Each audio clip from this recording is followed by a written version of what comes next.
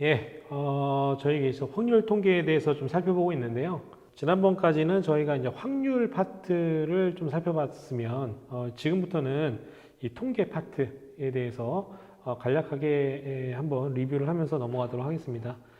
다시 말씀드리지만 지금 저희가 이 강의에서 다루는 대부분의 확률 통계에 대한 부분들은 아마 많은 부분들은 여러분들이 이제 고등학교 때 확률 통계 수업을 통해서 다 이렇게 들으셨던 그런 내용들이 거라 생각이 듭니다. 그래서 한번 이렇게 정리하신다라는 개념으로 강의를 계속 들어주시면 감사드리겠습니다. 자, 이 통계라고 하는 것이 무엇이냐를 먼저 살펴보도록 할게요. 통계라고 하는 것은 어느 집단에 대한 경향이나 어떤 특징들을 알기 위해서 관측을 하거나 조사를 해요. 그래서 그 결과를 어떤 숫자나 문자 등의 어떤 데이터로 정리한 것을 통계라고 이야기를 합니다. 그래서 통계를 하려면 일단은 주제 선정이 돼야 되고요. 그 다음에 그에 따라서 데이터가 수집을 하고 이것들을 이제 표나 그래프로 이제 정리를 하는 거죠. 이게 이제 통계라고 볼 수가 있고요. 통계학은 이런 어떤 데이터를 의사결정에 도움이 되는 어떤 의미 있는 정보로 전환하는 방법에 대해서 연구하는 학문입니다.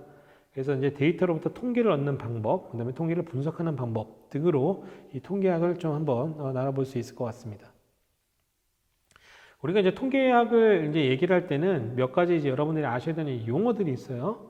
그래서 이제 먼저 이제 모집단, population이라고 하는 거는 우리가 이제 관심을 가지고 있는 모든 관측지들이 나올 수 있는 그 전체를 이제 모집단이라고 이야기를 합니다.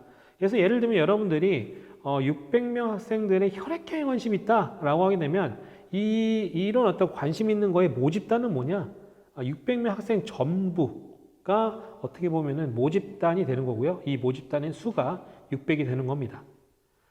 자, 그 다음에 여기서 이제 표본, 샘플이라고 하는 건 뭐냐면 모집단의 부분 집합이에요.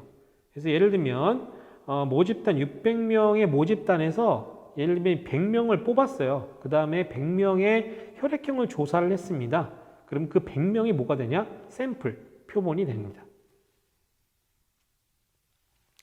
자, 그래서 우리가 이제 뭔가 내가 알고 싶은 대상에 대해서 그러니까 주제가 정해지고 그 다음에 그 대상이 정해지고 그 다음에 이제 데이터를 수집하는 관점에서 봤을 때 두 가지 방법이 있습니다. 전수조사 방법이 있고 표본조사 방법이 있어요. 전수조사라고 하는 건 말 그대로 모집단을 구성하는 전체 구성원에 대해서 다 조사를 하는 겁니다. 관심의 대상이 되는 집단 내의 모든 단위들을 빠짐없이 조사하는 방법입니다. 그러면 이제 내가 알고 싶은 대상의 전체에 대해서 데이터를 수집하고 분석을 했기 때문에 정확히 내가 알고자 하는 어떤 정보와 결과를 오차없이 획득을 할 수가 있게 됩니다. 근데 문제가 뭐냐? 조사 대상 수, 즉 모집단을 구성하는 구성원의 수가 많아지면 많아질수록 이 데이터를 취득하고 분석하는 데 시간과 비용이 많이 든다라는 어떤 문제점이 있습니다. 전수조사 가장 확실한 겁니다. 확실한 대신 시간과 돈이 많이 든다. 자, 반면에 이제 표본조사는 뭐냐면 전체에서 일부 집단을 선택한 다음에 그 표본에 대한 어떤 표본을 분석을 해요. 표본을 분석하고 이 표본의 결과를 바탕으로 표본이 이러니까 모집단도 이렇지 않을까라고 추정하는 방식을 표본조사 방식이라고 이야기를 합니다. 자, 이 표본조사, 전수조사나 표본조사에서 이 표본조사할 때는 당연히 이제 내가 샘플, 표본을 어떻게 뽑느냐가 상당히 중요합니다. 왜냐하면 우리가 만약에 이 표본을 가지고 모집단의 특성을 추정하고자 한다면 기본적으로 그 샘플이 이 모집단의 대표성을 갖는 게 되게 중요합니다.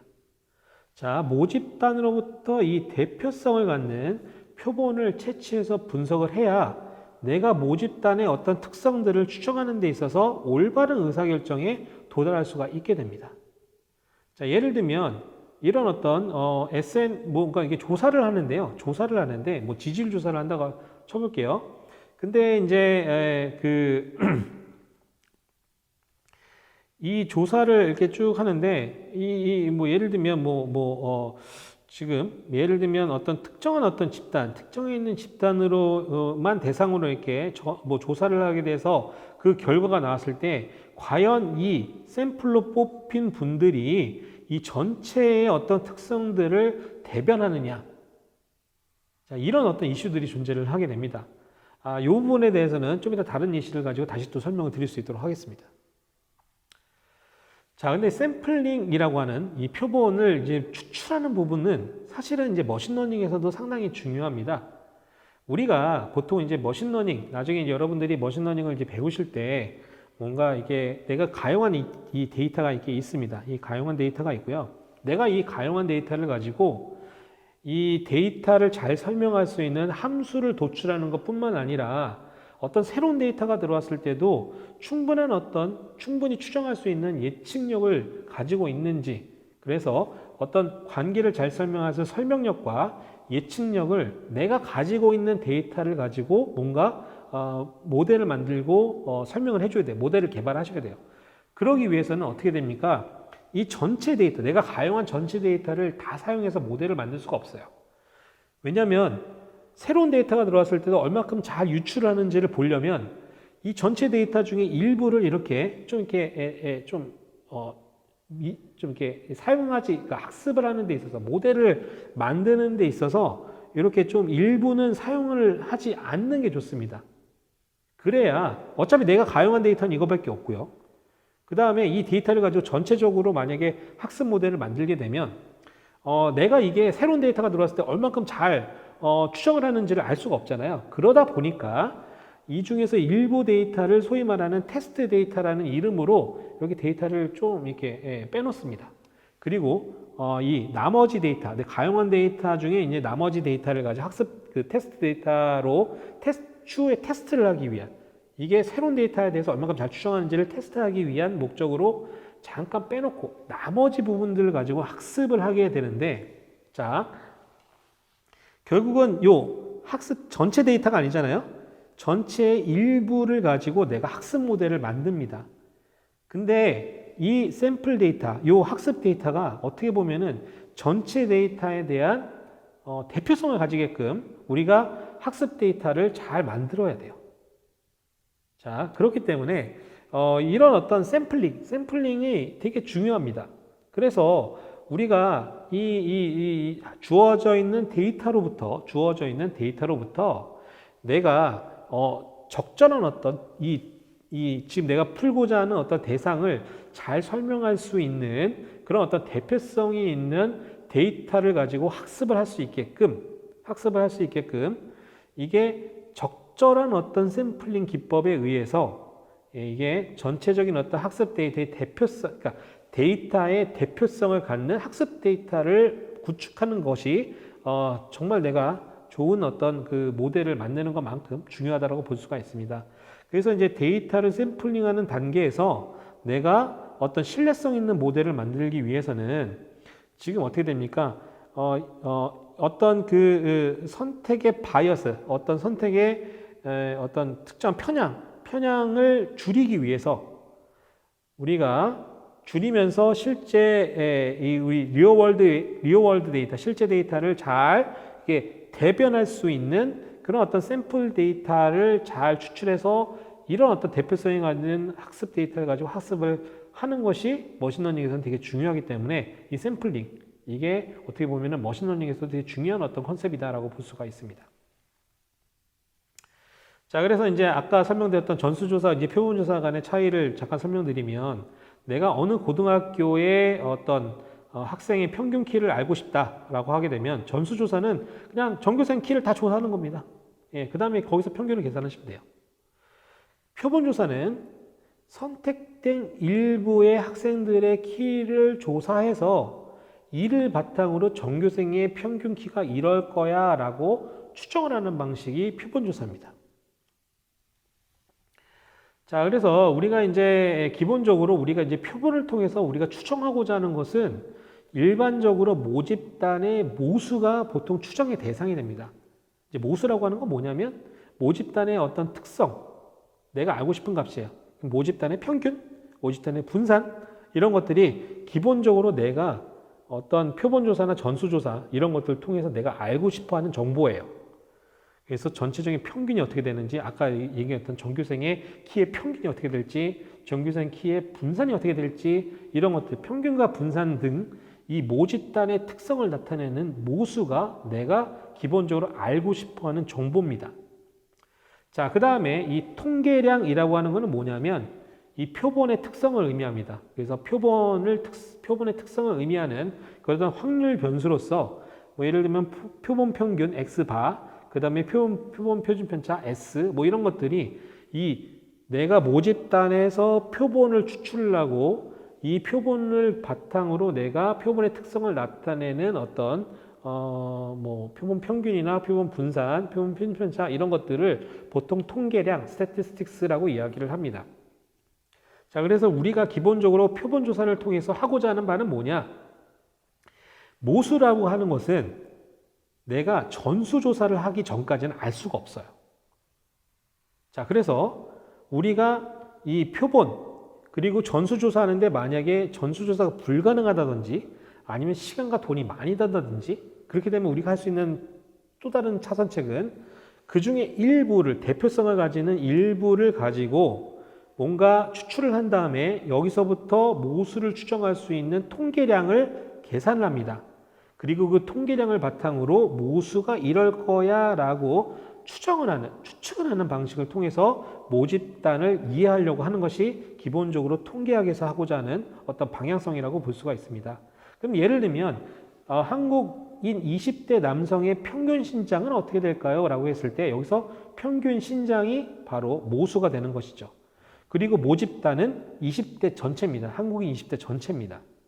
한국인 20대 남성 전체가 얘기하는 거고요. 자, 20대 전체 남성을 다 전수조사하기 전까지는 사실은 이 모수인 평균 신장을 알 수 있는 방법이 전혀 없어요. 그래서 표본조사, 20대 남성, 예를 들면 655명을 표본을 샘플을 해서 여기서 이제 표본 평균을 계산했더니 이 표본에서의 평균 신장이 173.1cm더라.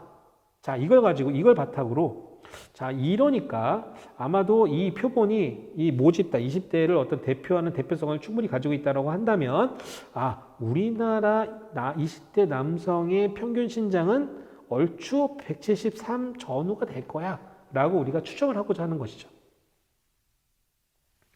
자, 그래서 통계량이라고 하는 거는 표본의 어떤 표본이라고 하는 거는 어떻게 보면은 확률 변수고요. 얘가 어떤 특정한 값으로 변환되기 전까지는 그냥 여기서 하나를 뺐다라고 하게 되면 어떠한 분포, 모집단의 분포를 따르는 하나의 변수라고 볼 수가 있습니다. 그 표본의 함수를 통계량이라고 이야기를 하고요. 확률 분포의 특성을 나타내는 지표, 즉 변수가 어떻게 생겼는지를 알기 위해서 이 통계량이라는 것이 활용이 됩니다. 그래서 이 통계량을 계산하는 이 기초 통계 분석, 이걸 이제 기술 통계라고 이야기를 하는데요. 이걸 바탕으로 확률 분포를 좀 간단하게 확인이 가능합니다. 자, 그래서 관측 전은 뭐 예를 들면 내가 N개 뽑았다. 그럼 첫 번째 뽑고 두 번째 뽑고 세 번째 뽑았는데 그거는 모집단의 특정한 어떤 분포를 따르는 확률 변수들이 되는 거고 이게 확률 표본이 되는 겁니다. 얘는 실제적으로 관측치로 본 것이 아니라 이렇게 뽑았다라고 가정을 하는 거예요. 이게 변수, 어떤 특정한 분포를 따르는 확률 변수들이다. 그래서 이걸 가지고 함수를 정의할 수가 있습니다. 예를 들면 표본 평균이라고 하는 거는 이런 어떤 n개의 확률 변수의 합을 n개로 나눈 그런 걸 x바라고 하는 형태로 표본 평균이라는 것을 정의를 하고요. 얘는 이제 통계량입니다. 근데 만약에 실제적으로 우리가 표본을 추출하면은 실제적으로 우리가 값을 계산할 거 아니에요? 이건 수치적으로 나오게 되는 거예요. n개 수치가 나오게 되고 이 함수에 근거해서 계산을 합니다. 그러면 이제 x바라고 하는 실제적인 어떤 값이 나오겠죠. 얘는 통계 값이라고 이야기를 해요. 자, 얘는 확률 변수의 함수로 표현된 거를 통계량이라고 이야기를 하고 실제 샘플을 뽑아가지고 통계량에서 정의된 어떤 함수를 통해서 계산된 결과 수치를 통계값이라고 이야기를 합니다. 자, 근데 이 표본조사가 가지고 있는 어떤 그 원천적인 문제가 있어요. 뭐냐면 표본의 선택의 방법에 따라서 오차가 발생할 수 있다라는 겁니다. 그래서 표본의 대표성에 어떤 문제가 있겠죠. 그럼 예를 들면 내가 아까 얘기한 것처럼 아까 예시에서 전교생의 키의 평균을 알고 싶어요. 근데 샘플을 어떻게 뽑았냐? 1학년에서 뽑았어요. 1학년에서 얘를 100명을 뽑았다. 자, 이랬을 때 이슈가 있는 거죠. 과연 1학년이 전교생의 키를 대변할 수 있는 그런 어떤 대표성이 있느냐? 자, 그래서 항상 우리가 샘플을 할 때는 이 표본의 대표성에 대한 문제를 여러분들이 잘 숙지를 하셔야 돼요. 그래서 이제 가장 확실한 방법은, 가장 이제 일반적으로 쓰는 방법은 이 모집단에서 표본을 추출할 때 그냥 랜덤하게 추출하는 겁니다. 예, 무작위로 추출하는 방식을 통해서 대표성을 확보를 하죠. 자, 그래서 예를 들면 이럽니다. 자, 대표성을 확보하기 위해서 랜덤하게 이제 예를 들면 전교생에서 200명을 뽑았어요. 예를 들면 여기서 10명이라고 얘기했는데, 그럼 10명을 뽑았습니다. 그리고 이들의 표본 평균을 계산을 해요. 그럼 어떻게 될까요? 매번 10명을 무작위로 뽑을 때마다 이 표본 평균의 값들이 계속 바뀌겠죠? 그렇죠? 그럼 무슨 얘기냐? 이 표본 평균 간에도 뭔가 값이 다 다르고 결국 이제 표본 평균에 표본 오차라는 것이 발생할 수밖에 없다라는 겁니다. 예, 이 표본 오차에 대한 이해가 여러분들이 좀 필요한 상황이고요. 자, 그래서 일단은 이제 이렇게 이제 기본적인 어떤 컨셉에 대해서 말씀을 드렸고, 기본적으로 이제 통계학을 크게 분류를 하면은 이 기술 통계와 추측 통계로 나누게 되는데, 이번 시간에는 일단은 기본적으로 이제 기술 통계라고 하는 개념에 대해서 좀 설명을 드리려고 합니다. 그래서 기술 통계라고 하는 거는 이 자료를 그림, 도표 혹은 수치로 요약하는 거예요. 요약하는.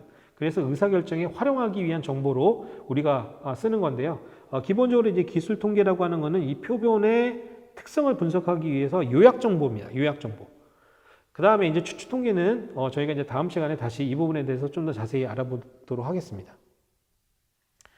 자, 그래서 통계량은 크게 대표 통계량, 어떤 대표성을 가지는 거냐, 그 다음에 얼만큼 퍼져 있느냐, 산포 통계량, 그 다음에 분포 통계량으로 구분합니다. 대표 통계량이라고 하는 거는 이 데이터의 중심, 그 다음에 집중 경향성을 나타내는 통계량으로서 뭐 평균, 최빈값, 자주 등장하는 값이 무엇인지 이런 것들이 어떻게 보면 대표적인 어떤 그 중심과 집중 경향을 나타내는 통계량이라고 볼 수가 있고요. 산포 통계량이라고 하는 거는 데이터의 퍼진 정도를 보기 위한 지표입니다.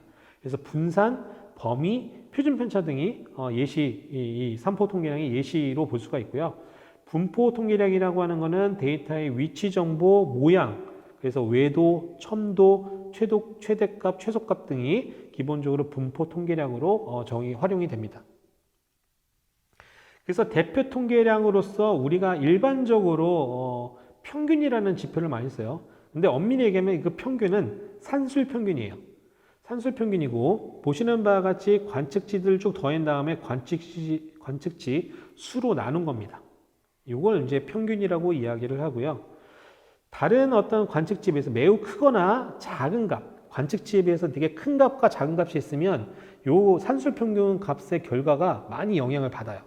예를 들면 대부분의 값이 예를 들면 1 주위에 있는데 한 값이 예를 들면 100이에요. 그러면은 산술 평균을 계산하게 되면 뭐 50이 나오게 되는, 실제와는 좀 더 다른 뭐 이런 어떤 내가 알고 싶은 어떤 평균의 의미와는 조금 다른 어떤 결과를 얻을 수가 있습니다. 그래서 되게 어떤 다른 관측지에 비해서 크거나 작은 값들이 있으면 실제적으로 산술 평균이라고 하는 것은 계산 결과 값이 영향을 받습니다. 그 다음에 이제 조합 평균이라는 게 있어요. 그 외에도 다른 평균, 그러니까 대표성을 가지는 어떤 통계량들이 존재하는데, 조합 평균이라고 하는 거는 비율 혹은 변화율에 대한 평균을 계산할 때 주로 쓰이게 되고요. 데이터들의 역수에 대한 산술 평균의 역수, 좀 복잡하죠. 이런 것들을 이제 조합 평균이라고 이야기를 하고요. 뭐 절사 평균이라고 하는 거는 데이터에서 알파, 그 다음에 1-알파 범위에 속하는 데이터에 대해서만 평균을 낸 거예요. 왜냐? 산술 평균이 가지고 있는 가장 큰 문제점인 어떤 특정한 매우 큰 값이나 매우 작은 값에 영향을 받으니까 그런 것들에 대한 영향성을 줄이기 위해서 고안된 그런 어떤 평균 계산법이라고 보실 수가 있습니다. 그 다음에 이제 최빈 값이라고 하는 거는 이게 자주 등장하는 어떤 이게 막 자주 발생하게 되는 어떤 가장 많이 등장한 값이 무엇입니까? 이게 이제 최빈 값이라고 볼 수가 있습니다. 그 다음에 산포 통계량이라고 하는 거는 그 통계량 X값이 얼만큼 이렇게 퍼져 있느냐. x가 뭐 마이너스 100부터 100 사이가 있느냐, 아니면은 x 값을 봤더니 얘가 뭐 한 뭐 10에서 20 사이에서 왔다 갔다 하느냐, 이런 것들, 이 데이터가 얼마큼 퍼져 있느냐, 그 다음에 각각의 그 값이 나타나게 될 빈도가 뭐 확률이 어떻게 되느냐, 자, 이런 것들을 이제 살펴보는 그런 어떤 통계량이라고 볼 수가 있고요. 그래서 산포라고 하는 거는 데이터가 얼마큼 퍼져 있는지를 보는 겁니다. 자, 그래서 이제 편차라고 하는 거 먼저 보면, 편차라고 하는 거는 자, 보시는 바와 같이 평균으로부터 얼마큼 떨어져 있는지를 보는 거고요. 엄밀히 얘기하면 요 실제적인 어떤 관측치에서 평균을 뺀 겁니다. 그래서 얘는 플러스 되고요. 얘는 이제 마이너스가 되겠죠. 편차에서 평균을 뺀 거니까 마이너스 부호를 가지게 될 겁니다. 편차는 플러스 마이너스 값을 가질 수 있습니다. 분산은 이 편차들의 제곱에 대한 평균이에요. 그래서 보시는 바와 같이 이렇게 지금 이거는 뭐 자유도라는 개념이 좀 설명드릴 필요가 있는데, 어찌됐든 일단은 표본 분산은 어떻게 계산을 하냐면 각각의 관측치에서 평균을 뺀 편차들에 대한 제곱에 대해서 제곱합을 이 관측치 빼기 1만큼, 예, 이게 이제 이 n-1로 이렇게 나눕니다. n-1로 이렇게 나누면 요거를 이제 표본 분산이라고 보통 이야기를 해요. 그래서 표본 변수는 분산에 대한 개념은 나중에 다시 한번 좀 설명드릴 텐데, 자, 이와 같이 계산을 합니다. 자, 이제 보시는 바와 같이 이렇게 이제 분산이 작은 데이터는 평균을 중심으로 이 데이터들이 이렇게 많이 몰려 있는 반면에 이렇게 분산이 크다. 아무래도 이제 편차 값이 크면 클수록, 그렇죠? 평균으로부터 이 각각의 데이터들이 좀 이렇게 많이 멀리 떨어져 있는 이런 어떤 경향성을 보인다면 분산이 큰 데이터라고 볼 수가 있습니다. 그 다음에 표준 편차는 분산에다가 이렇게 루트를 씌운 것을 표준 편차라고 이야기를 합니다. 그 다음에 이제 산포 통계량이라고 하는 건데요. 이게 분산이나 표준 편차 같은 경우가 그 값의 단위에 영향을 많이 받습니다. 예를 들면, 자, 이게 1, 2, 3, 4, 5로 구성되어 있는 데이터의 표준 편차는 1.414고요. 10, 20, 30, 40, 50의 어떤 표준 편차는 14.14입니다.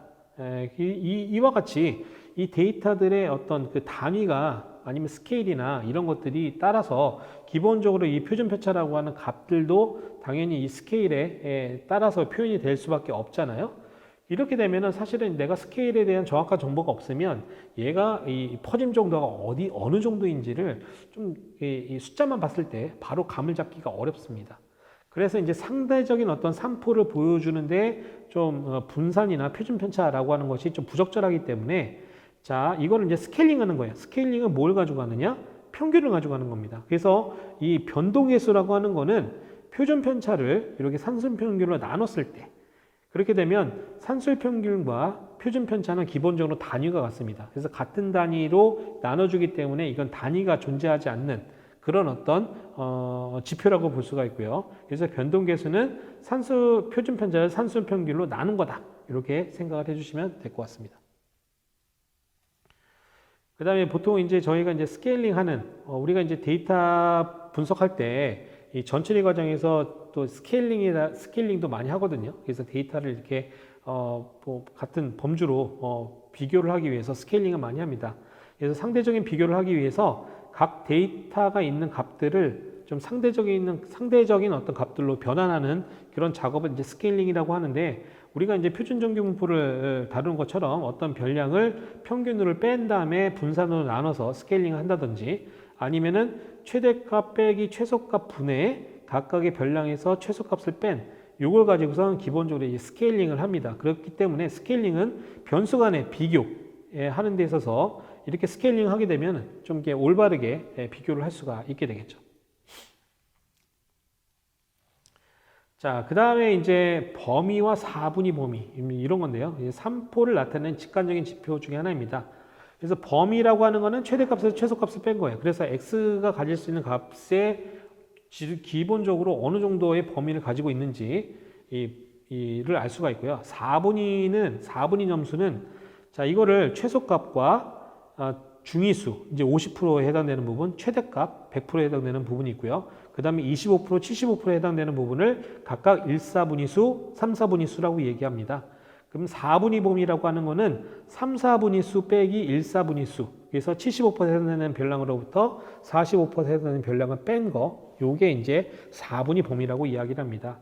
4분위 범위를 인터퀀타일 레인지라고 해가지고 요거는 이제 이상치 탐지를 할 때 또 이제 이런 어떤 4분위 범위를 활용을 합니다.